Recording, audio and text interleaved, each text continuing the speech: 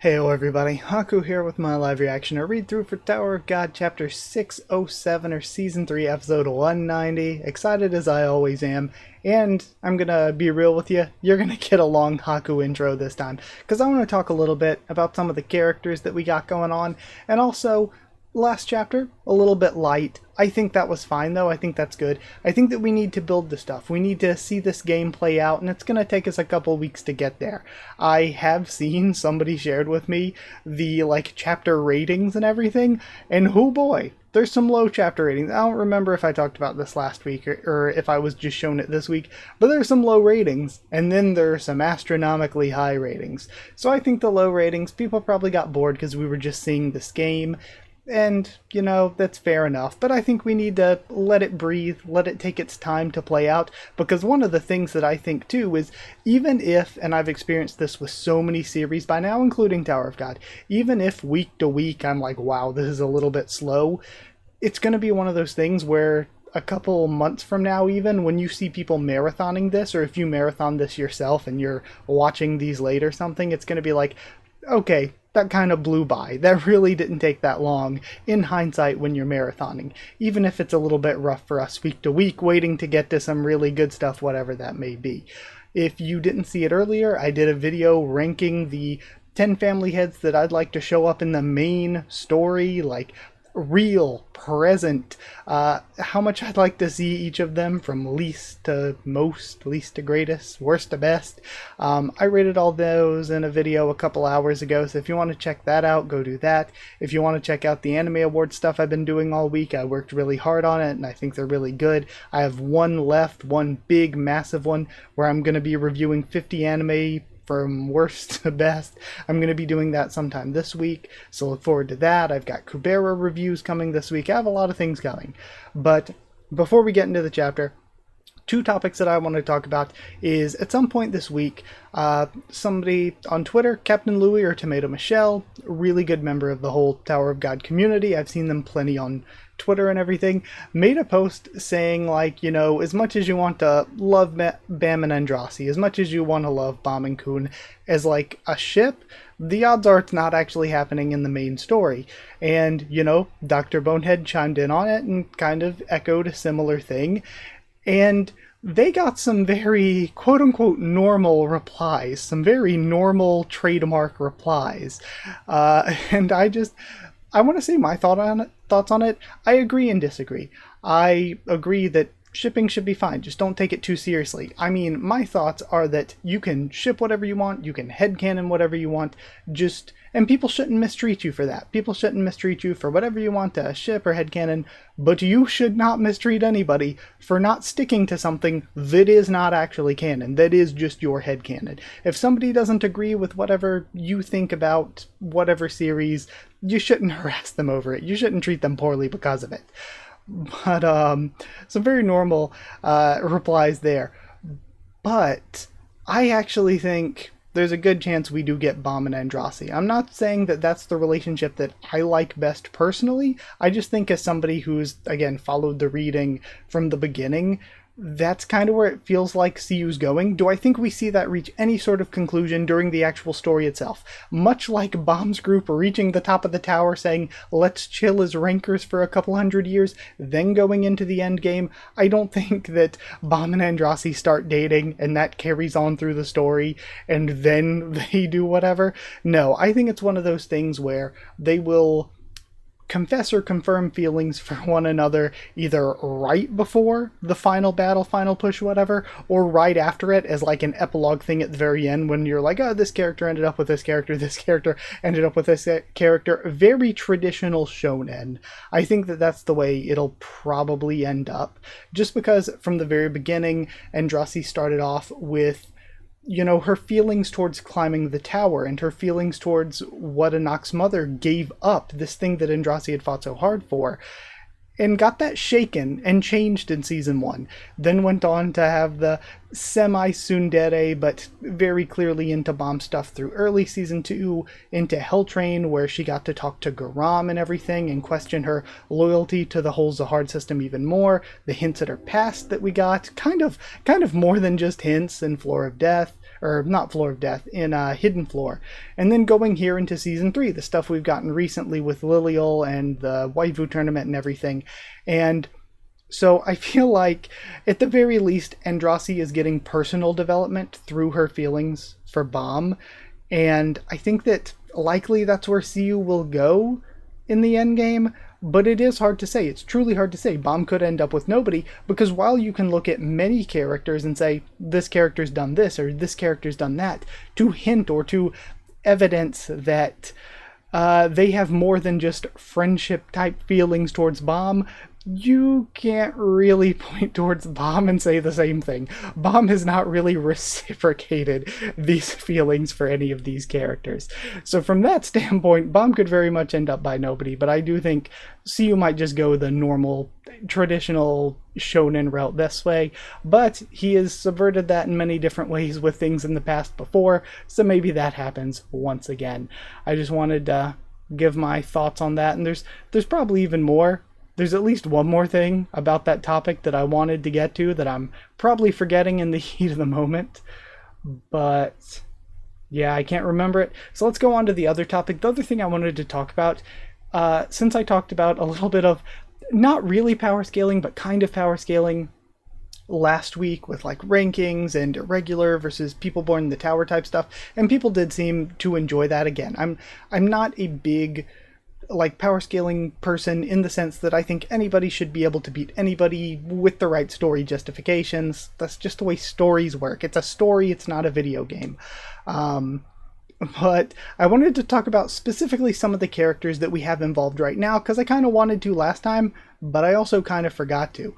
So we're getting into stuff with Dumas and some of the branch heads and stuff, and I don't really know how strong branch heads like Wee Wee or branch heads like Rashut are, but something that, you know, I like to use these long Haku intros as a way to talk about some of the things that I've thought about Tower of God over the week. And one thing that I thought about is, for a long time, I said whenever I got time, I'd love to do a video, like, just sort of guessing, predicting, headcanoning the ranks of all the high rankers that we've met. And there was this one scene during the Nest where I believe it's Kendrick Deal. It might have been Mick Cage, but I think it was Kendrick Deal said that Cha, Dewan, and Karaka are above Division Commander level. And Division Commander is like Chon-Hee, Fuchile, Kendrick Deal, Haracha, Hasacha, all of these characters. Chon-Hee, if I didn't say already, Ari Ray Aaron. So they're above that level, apparently. So I kind of view Doom was top 100 at one point. I don't know exactly how strong Cha and Dewan are. You'd think they should be even stronger because they were head of Hidden Grove. They've taken down direct descendants, direct children of the 10 family heads. So we don't know exactly how strong Cha and Dewan are. And then Yama at this point is kind of questionable too, because Yama, when we first met him, he had beat Doom before. So he had beat a guy that was top 200, and now he's gotten the thorn from, or the chunk of the fang from Doom. Probably when he went to sleep, he got Yasracha's chunk of it, so he probably has all the fang now. So he's clearly strong enough. He busted through that barrier and took down the ancient weapon and everything last time we saw him. So Yama's actually pretty strong right now, so it's questionable where Yama is. But one thing that I noticed, we have this like 50 to 100 rank area, and we know that there are characters there, like Jinsung is there, Jinsung's there, Masheni's there, Evankel's there. Evankel dropped rank a little bit because of losing her position as ruler, but Evankel is still very, very strong, at least on par with like Yama, at least on par with like Elpathian, who was a like above division commander but below Calavan. So it's questionable where division commanders lie, and I'd actually like to ask you all this question. So Calavan's very, very strong. Calavan beat Jinsung, but Siyu did also say that there is the idea that Jinsung had a type advantage basically against Calavan and White. So Calavan or White would beat Jinsung because Jinsung's hand-to-hand martial arts isn't good against the high defense stat of Caliban or against the REA swordsmanship of White. However, there are opponents that Jin Sung could defeat that full power White or Caliban would be unable to defeat. So are they in that 50 to 100 range, or are they even higher? I guess maybe squadron commanders should be in that 50 to 100 range. Because remember, Yusracha also, as strong as Yama was, Yusracha was pretty dominant towards him. And also when they first meet up with Lobanon, who everyone's terrified of, there's this moment where Yusracha's like, we can't let him know that I'm hurt because that'll ruin some of our leverage here, because people know about Yusracha. And of course, back when we had the flashback, we saw that Zahard, or the projection of him himself, noticed and was looking at Yusracha, and then again eventually made Yusracha one of Zahard's squadron commanders. So Yusracha was really, really, really strong. And I think also in this 50 to 100 area, if we're saying that's squadron commanders, that's probably floor rulers like Kun Royale Elliot or Evankel. I would say that this is where the top 10 family people, the top branch leaders, like the main branch leaders, mostly are. So we know that both Gastang and Traumerei kind of had this top 5. When we see Gastang pull up at the end of season 2, there's the guy with the puffy hat who we now know is a high ranker, but we don't know how important he is. We have the person reading the book that's silhouetted, that I think some people say Tiara. I think Tiara is more of a Yuri level, Yuri rival kind of character. I think that's probably Belarir, somebody who's not that strong really, but who is kind of like the scheming guy. When Gastang wants to fight somebody, he goes to Dumas. When he wants to scheme and plot, he goes to Belarir. I think that was a hint at Belarir, the person reading the book in the silhouette. But other than that, there are 5 people with him. There's Erno, Kier, Dumas, Proust, and Hugo. And now we know that like Proust and Dumas are like his top 2 fighters. And then on the other side of things, when and also Erno and Kier were the ones that Gastang busted out to take down Perseus and Perditi. We know that Perditi was hanging in there in a fist fight with Jin Sung, and Perditi was really, really strong. And when Traumerei first shows up at the nest, they say 2 of his top guys are Perseus and Perditi. We know another one of their like top 5 big people is White Garment Widow, who was able to pretty much defeat Evankel, but it was an injured and already sort of winded Evankel who had already been fighting. And now, of course, we know that Traumerei's top 2 are Kirin and Robidan. So I think outside of the top 2, I think this 50 to 100 area could be where Perditi and Perseus were before they got taken out, and could be where White Garment Widow is, putting her on par with some of the like squadron commanders and characters like Evankel. And I also think that that's where characters like Hugo, Kier, and Erno could be. Again, these are like top guys, but not the tippy top for the 10 families.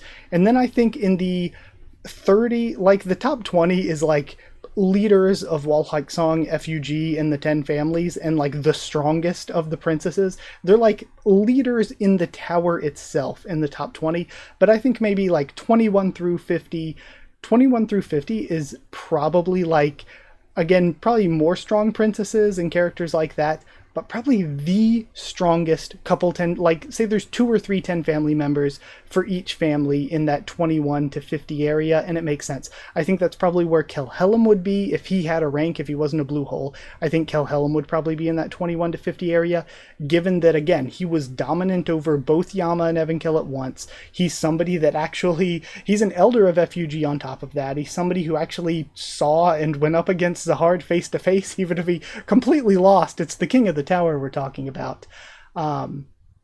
And I think that that's where characters like Kirin, Robidan, Proust, and Dumas probably are. I think they are probably in that 21 to 50 range. So I think they are like a clade, a step above some of these others. That's probably where Hayurin's 2 children, because we know that Hayurin only had 2 children, they're probably in that 21 to 50 area. Again, maybe jumping to conclusions, but if what we see with Gastong's kids and Traumare's kids is true for the others, then that's probably, maybe, how things go. We know that REA Hagafarion, one of the strongest REA, is ranked number 32. So again, it fits in that area. And then for the strongest characters, I wanted to bring up this entire discussion because we have Gastong, Traumare, Luzlek, and Yurik all in play right now. So, because like Naya and everybody was bringing up, oh, who do you like more and everything between Traumare, Gastong, and all that, and who do you think would win, things like that. I like Traumare more than Gastong. So don't hate on me when I say this. I think if anybody from those top 20 fights, except for maybe the top 5, I don't know, I maybe put the top 5 like a step above. Maybe it's wrong of me to include REA Hone in that, but I consider maybe like 6 through 20 to be like really, really strong, family head level. But then I consider REA Hone, Zahard, and Yurik Mazano kind of a little bit of a step above that. And then Enryu and Phantominium are just cheating. Or Phantaminum is just cheating. They don't really count. They're cheating. But I think if any of these characters that we have going on right now fought each other, they would have to not hold back like both Yurik and Murchia were doing. They would have to fight all out to beat each other.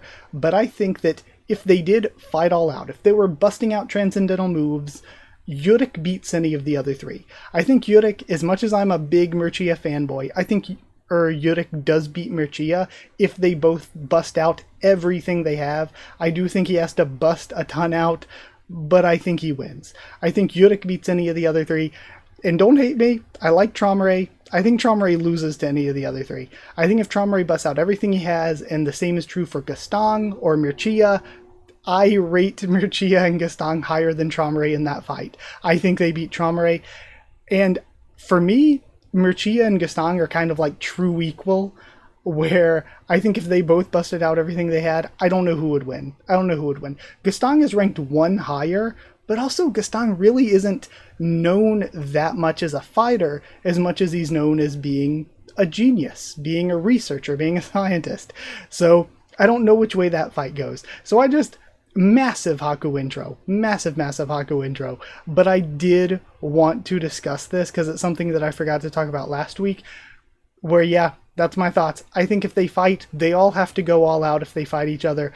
But I personally think Traumare loses any of those 3 matchups. I think Yurik wins any of those 3 matchups. And I think Gastong and Murchia, to me, is too close a fight to call.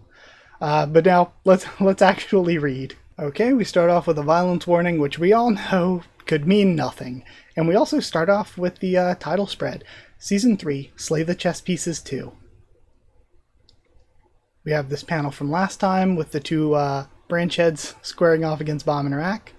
We see it from the other perspective now. Bomb using the thorn is cool. I feel like, I don't know, Bomb's art, his design has just looked weird the past couple chapters to me. It's looked like really simple. I don't know how to explain it. But we have an attack coming in from... oh man, what is it? From Wee Wee. And actually, I didn't remember ever seeing Wee Wee's weapon before. I thought this was just a totally new thing that he just pulled out last chapter. But then, I think it was watching the most recent Amy Angel reaction live stream, we saw him and he had it. And I was like, oh crap, Wee Wee actually had that weapon back then. Never mind, it isn't new. But I didn't remember it from when we saw it the last time. Okay, we have Bomb here. And then Rack as well getting pulled up. I suppose he's trying to avoid the attacks maybe. And summon the orb. An orb. Okay. Again, it's a cool looking weapon. I like the detail of the family symbol on it too. And he starts sending in multiple attacks. This is just his normal Shinsu control though. Look at the size of that orb. There's definitely something unusual about this irregular. Again, that recently there was a translation issue. I think it was... I think again I remember it from that last read through of Amy Angels where El Baba says, "Oh, you're just an irregular," which doesn't make sense. So it's like a translation error. It should be "you're just a regular." This also, there's something unusual about this irregular. Well, yes, they are an irregular. I think it might be a mistranslation for regular. Or it might not be. It might not. It might just be kind of a weird thing to say, given the fact that we call it irregular in English. Don't get too carried away. We need to catch him alive. Well, catching people alive happens to be my specialty. Okay, so she specializes at catching them alive. Which is, again, not something you often hear. It seems like she can't aim very well. It looked like things went below them, and now we're rising towards them. And Bomb is countering with his own Shinsu attacks. Rack is throwing the Mad Shocker as well, as part of this. And we see blood forming above them as well. But Bomb bursts through it. And he's using this more deep-colored Shinsu at this point as well. Wee Wee has managed to get behind him. Nothing personnel, kid.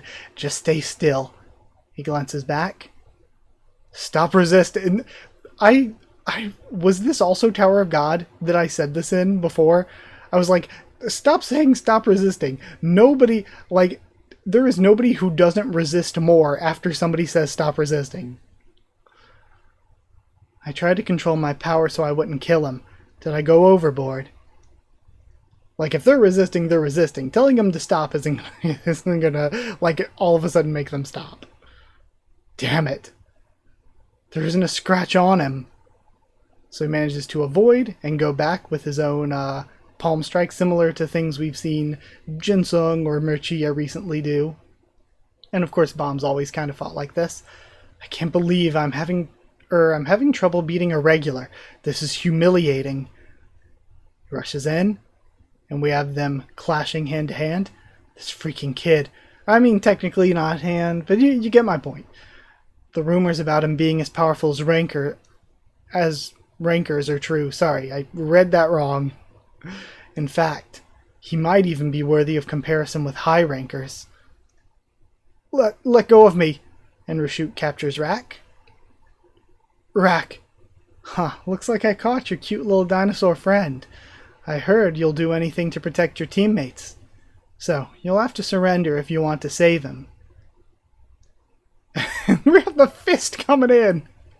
Wild. And he freaking conks him. He did actually just punch Bomb in the side of the head. He just sucker punched him.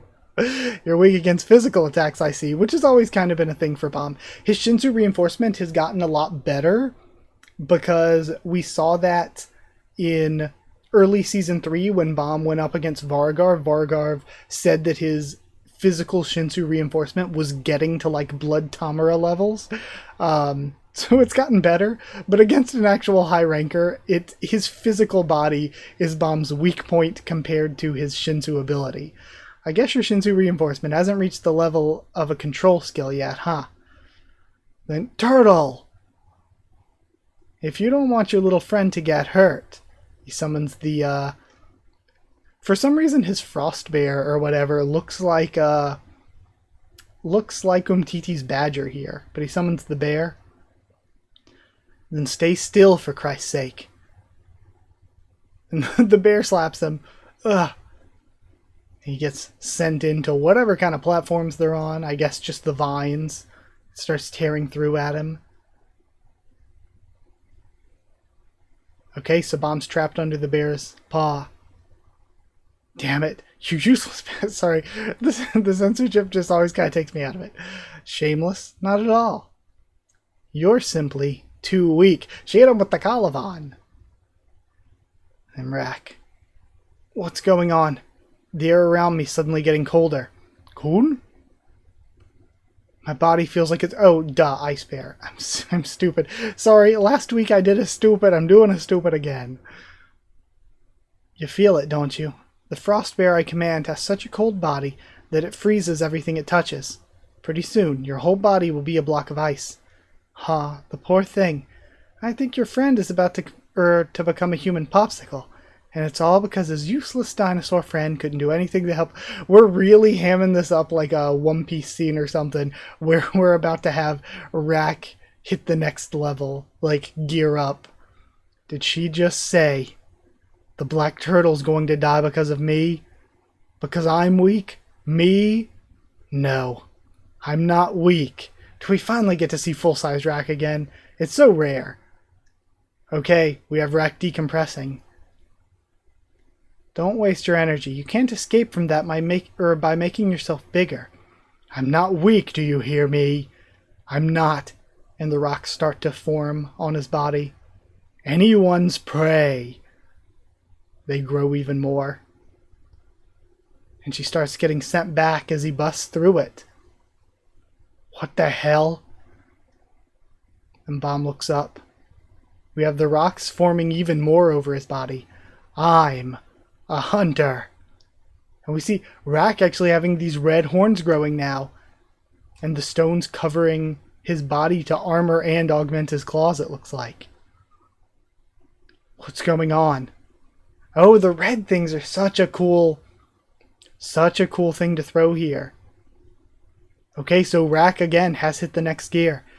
He completely changed. What just happened? Did he use transformation? Rack. Okay, we have a roar. Oh, and then his tail is extended too. We have all of these rocks coming in with his attack. And he sends Rashut flying. How can this be? He got so strong all of a sudden. Okay. What's up with that alligator? And then Bomb activates the thorn. And is able to push the claw off of himself. The irregular. Rack. That power. It's like Rack has become. Man, that's such a great panel. That's really good. An ancient creature. Okay, so Rack really is tapping into the native one stuff. And we see the rocks just forming around him, much like the flames form around Evenkel's elephant, or the plants around the Susanoo. So it's really cool. I've mentioned before how it's interesting. The buffalo is like a Cape buffalo, which is again famous African creature. We have a crocodile, again famous creature. They're massive. And then another one with the elephant with Evenkel. So it makes me wonder, we have two more that the native one split himself into. Two more types of creature. It's because it's like he split himself into 5, but then there were descendants of those 5, and we can assume that Rack probably isn't one of those 5 himself. He's probably a pure-blooded descendant of one, and the pure-blooded descendants were thought to have all been wiped out. We don't know about the elephant and the buffalo, though. We don't know about those. But it makes me wonder if the other two elements, the other two creature people that the native one, the ancient giant split into to become native ones, are also like famous African animals. Like, could there be a lion in there, a hyena, a rhino maybe, a hippopotamus could be one of them? And also, what are the other two elements? I remember there being rock, plant, fire. I think water was in there, so there might be one that controls water. Not like Shinsu, not like water quality Shinsu, or like Shinsu that is so pure that it's like water, like what Bomb and Yuan Sung do, but like actual water, like the actual element itself.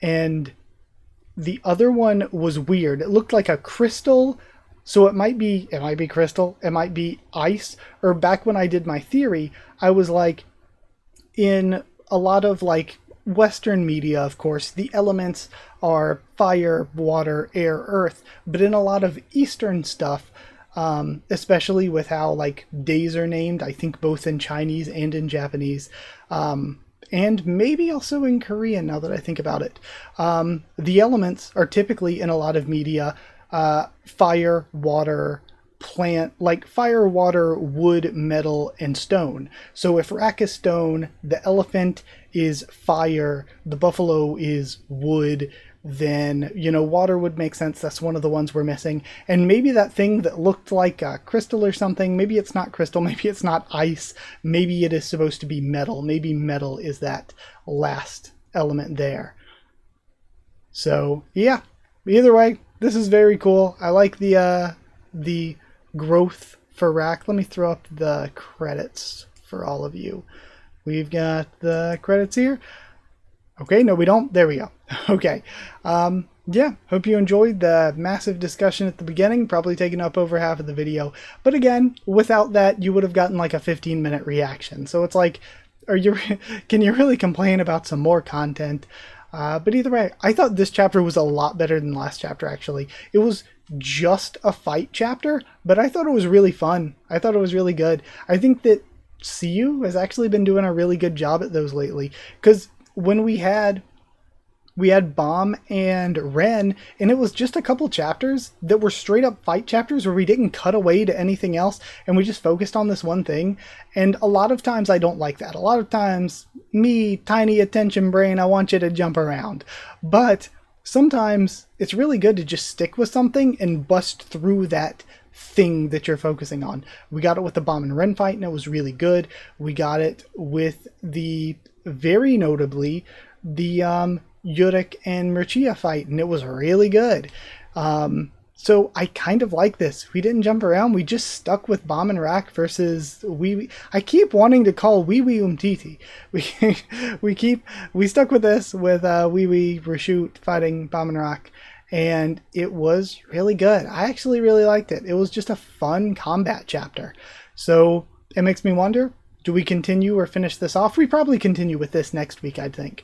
But I'm excited to see where this conflict goes, especially knowing that people have really hyped up more recent things for scan readers. Makes me just like, I'm very excited to see where this stuff goes, because even if people complain about it, I'm just happy to go along for the ride on the week to week. Like I said, it can be easy to be too critical on the week to week. It really can. But when you marathon through it, it's often not as bad when you have the wider viewpoint of everything going on. When you can just bust through these chapters really quickly, it's really not as big a deal. So I'm excited just to take my time, because it gives me time to sit and just talk with you all about Tower of God every week. But then knowing it's exciting knowing that there's this not light at the end of the tunnel as if what's going on now is bad, but knowing that there's like really good stuff in the future. It'd be one thing if it's like, wow, there's really good stuff happening right now, but I've been told that in 3 months Tower of God's gonna suck. That would be awful. That would be really rough if I'm like, wow, I've been told in 3 months it's gonna suck. But no, if I know in like 2-3 months it's gonna be like really good, that's exciting. Even if it takes me 2-3 months to get there on the weekly release schedule so that I can make videos, I am happy to take my time, because I know that good stuff is coming. It just makes me excited. But yeah, either way, that's it. I'll end the video here. Thank you so much for watching. Like if you did like the video. It feels so weird actually recording when it's like 9:40 right now, actually recording at 9 o'clock, where I can go and I can edit this video and hopefully get it up for you all before midnight or something. Comment down there. Tell me what you thought of whatever I talked about at the beginning. All of that. Whatever you thought of this chapter, my thoughts on it and all that. Subscribe for more Tower of God, much more on the channel. Follow on Twitter if you want. If you want a link to the Discord server, it's free and open for anyone. Just ask and I can give you a link. We can talk there. We always talk there about Tower of God and a million other things. If you would like to help support the channel, you can drop a super thanks down below. But if you don't want to just support the channel and know that you're helping me to keep making videos, but also get something out of it yourself, get a shout out at the end of videos, get One Piece videos a bit early. I might also do that with Hero Academia in the future, because I'm about to catch up, who knows. If you want those early, and if you want shout out at the end of videos, then go to patreon.com/HakuofTheTubes, or a link will be in the description to become a patron, or hit join down below to become a channel member. Thank you so much. It really is greatly, greatly appreciated. Huge thank you, like I said, to people who are already patrons and members. Massive thank you to Chosen Regular Evan Holly, Magical Girls, Efron Unknown Abyss Knight, Jeritan Students, David Langstaff and Folded Ghoul, Slayer Candidates, SG and Stan Cedar, and Pure Element Pate Ardiavel. Thank you all so much for watching, and I will see you all next time.